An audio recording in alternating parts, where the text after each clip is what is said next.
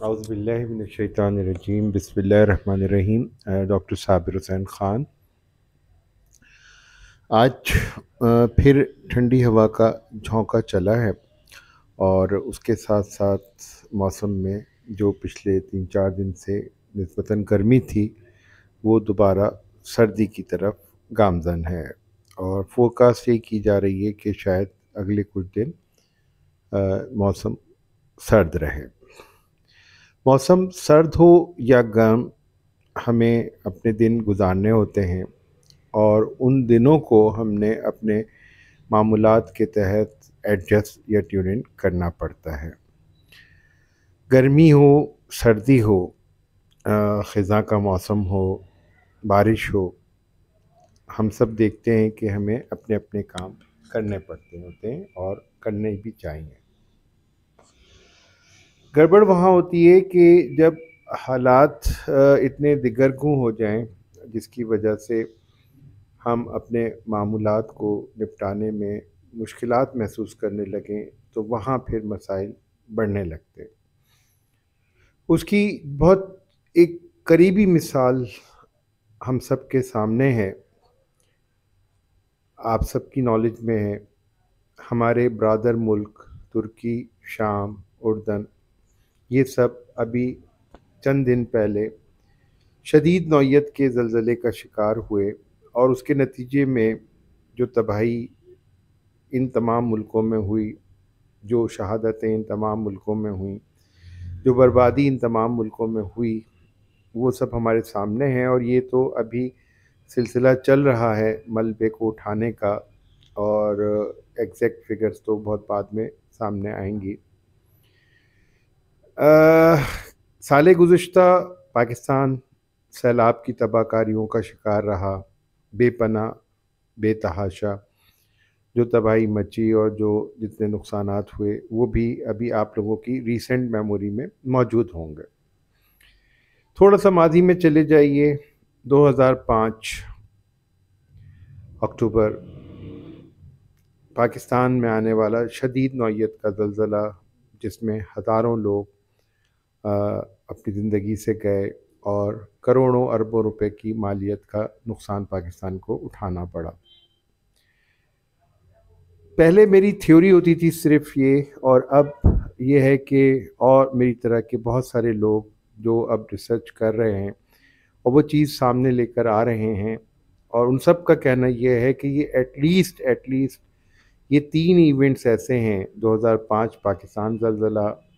2022 پاکستان سیلاب، اور یہ 2023 ترکی، شام، اردن کا جو زلزلہ ہے، یہ تینوں ایونٹس شاید قدرتی نہیں بلکہ مصنوعی ہیں، اور یہ جتنی آفات تینوں آئی ہیں اس کے پیچھے ہیومن میڈ ٹیکنالوجی، جس کو لوگوں نے ہاپس کا نام دیا ہے یا what ever name you call it, وہ چیزیں شامل ہیں جس کی وجہ سے یہ آفات سامنے ہمارے آئی ہیں۔ سوال یہ پیدا ہوتا ہے کہ ایسا کون کر رہا ہے اور ایسا کیوں کیا جا رہا ہے؟ ان سوالات کے جوابات تو شاید ہمیں اپنی رہتی زندگی میں نہ مل سکیں، کیونکہ جو لوگ یہ کر رہے ہیں وہ ڈیفینیٹلی یہی سوچ کے کر رہے ہیں کہ یہ تمام تر چیزیں پس پردہ ہی رہیں گی، اور کوئی بھی اس حقیقت پہ سے پردہ نہیں اٹھا سکے گا کہ انہوں نے ایسا کیا ہے، اور کیوں کیا ہے اس کی بنیادی وجہ اگر آپ لوگ ایسیس کریں تو وہ آپ پہلے دیکھ لیں کہ وہ سب کے سامنے ہیں، کہ کسی بھی طرح سے ان تمام خطوں کو، ان تمام ملکوں کو، ان تمام قوموں کو جہاں جہاں یہ آفات آئی ہیں یا لائی گئی ہیں، ان کو گھٹنے کے بل ٹیک دیا جائے اور ان کو کھڑے ہونے کا موقع نہ دیا جائے۔ ان کا معاشی اسٹرکچر، ان کا معاشرتی اسٹرکچر، اور whatever sort of infrastructure they have got, اس کو کلیپس کر دیا جائے۔ اور اس کے پیچھے ریزن یہی ہے کہ آپ اگر غور سے دیکھیں گے تو ابھی بھی آپ جیسے اس ریسنٹ زلزلے کے بارے میں آپ جو ہم لوگ اس روزانہ ہی ہمارے سامنے کوئی نئی خبر آتی ہے کہ کتنا نقصان اور ہو گیا، اتنے لوگ اور جان سے گئے، تو آپ یہ دیکھ لیجئے کہ شام، اردن، قبرص، ترکی، اور ان کے ساتھ ساتھ جو بارڈرز شام کے جس کنٹری کے ساتھ ملتے ہیں دیٹ از اسرائیل. آپ خود دیکھیے کہ اگر ایک جگہ زلزلہ آتا ہے تو وہ اس پلیٹ کے اندر موجود اس پلیٹ پہ پائے جانے والے دیگر تمام خطوں کو بھی افیکٹ کرتا ہے یا اس کا امپیکٹ وہاں پہ بھی پڑتا ہے, زیادہ نہیں تو کم. لیکن آپ یہ دیکھ رہے ہوں گے کہ اس میں اسرائیل کے اوپر اس حالیہ زلزلے کا کسی قسم کا کوئی بھی امپیکٹ چاہے خاص چاہے عام نہیں پڑ پایا. اینی وے, اب آپ سوچ رہے ہوں گے کہ اس بات کو کرنے کا مقصد کیا ہے.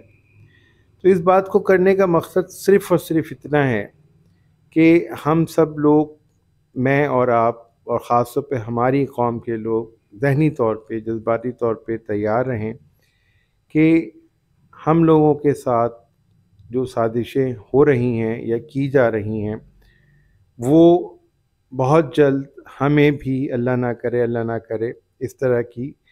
کئی آفات کا شکار بنا سکتی ہیں. ایک زمانہ تھا کہ جب کھلم کھلا جنگیں لڑی جاتی تھیں اور اسلحہ ہوتا تھا, بارود ہوتا تھا, سب ہوتا تھا, تو ان سب جنگوں کی طرف ہمیں دھکیلا جا رہا ہے. لیکن اس سے پہلے کے جو پری وارز جو ہیں وہ اکنامیکل فرنٹس پہ ہیں, اور اس کے لیے ضروری یہ ہے کہ کسی بھی گھر کا, کسی بھی خاندان کا, کسی بھی قوم کا, ملک کا انفراسٹرکچر وہ ختم کر دیا جائے. تو نتیجتاً وہ جنگ لڑنے سے پہلے ہی ہتھیار پھینک دیتا ہے. تو ٹرکی کے حوالے سے بھی یہی تھا, پاکستان کے حوالے سے بھی یہی تھا کہ whatever the powerful countries are in the Muslim world they need to be, ان کو ختم کر دیا جائے ہر طرح سے, اگر ویسے نہیں تو ایسے صحیح. ان سب باتوں کے بیچ سوال یہ پیدا ہوتا ہے کہ میرا کیا رول ہونا چاہیے, آپ کا کیا رول ہونا چاہیے. تو اس رول کے حوالے سے آپ کچھ دیر کے لیے اکیلے بیٹھیے اور سوچئے کہ ہم لوگ لاشعوری طور پر اپنی وابستگیوں میں, اپنے ارادوں میں, اپنے کاموں میں کہیں ایسا تو نہیں کہ ہم لوگ ان تمام قوتوں کے اعلی کار بن رہے ہیں, وہ قوتیں جو یہ سب کچھ کرنے میں مصروف ہیں اور جن کا بنیادی آبجیکٹ ہم سب کو کھوکھلا کر دینا ہے, ختم کر دینا ہے. اگر ایسا ہے تو آپ پھر سوچئے ذرا کہ کیا ایسے طریقے ہیں جس میں اگر آپ اپنے دشمن کا مقابلہ ویسے نہیں تو پھر اور کیسے کر سکتے ہیں. اس ضمن میں میں آپ سے 2-4 گزارشات کروں گا. اگر آپ کا دل چاہے اور آپ چاہیں کہ آپ ایک پیٹریوٹ ہیں اور آپ چاہیں اور آپ سمجھتے ہیں کہ آپ کو اپنے مذہب سے, اپنے وطن سے محبت ہے, تو پھر کوشش کیجیے گا کہ ان چھوٹی چھوٹی گزارشات پہ عمل کیجیے. سب سے بڑی چیز, جیسے کہ اب ہم سب کے علم میں ہے کہ یہ دنیا معیشت کے گرد گھوم رہی ہے یا گھما دی گئی ہے. So called currencies, whatever name, روپیہ کہہ لیجئے, ڈالرز کہہ لیجئے, ین کہہ لیجئے, جو بھی آپ کو نام دینے ہیں, مختلف ملکوں کی مختلف کرنسیز ہیں, اور یا پھر سب سے بڑھ کر گولڈ, ان سب کے گرد ہر شخص کی سوچ کو فکس کر دیا گیا ہے, اور اس کی موجودگی ہی سے آپ گروتھ کر سکتے ہیں, آپ گروم کر سکتے ہیں. اس اکنامی کے حوالے سے آپ سب سے پہلے کوشش یہ کریں کہ اگر آپ اپنے ملک میں ہیں, سپوز ہم پاکستان میں رہ رہے ہیں, تو ہمیں فوکس کرنا ہوگا کہ ہمیں میڈ ان پاکستان کو فروغ دینا ہے. جو چیزیں ہمارے پاس امپورٹ ہو رہی ہیں, کوشش یہ کرنی ہے کہ ان کی پرچیزنگ ہم نے کم سے کم کرنی ہے, بلکہ رادر ختم کر دینی ہے. جو لگژریز ہم اب تک اویل کرتے آ رہے ہیں اپنی لائف اسٹائل کے اندر, اس کی کوشش کرنی ہے کہ وہ منیمم سائٹ پہ کر کے ہم نے صرف جو نیڈس ہیں ہماری ان کو فلفل کرنا ہے, یا ان کے حوالے سے ہم نے سوچنا ہے. اور سب سے بڑھ کر کوشش یہ کرنی ہے کہ ہر شخص کوشش یہ کرے کہ اپنے ساتھ کم از کم 1 یا 2 لوگوں کے روزگار کو وابستہ کر لے. اس میں اللہ نے آپ کے کام اور کاروبار میں بھی برکت دینی ہے, اور اللہ نے آپ کی توسط سے, آپ کے وسیلے سے उन लोगों के घर के कुछ अखराजात भी पूरे करने हैं।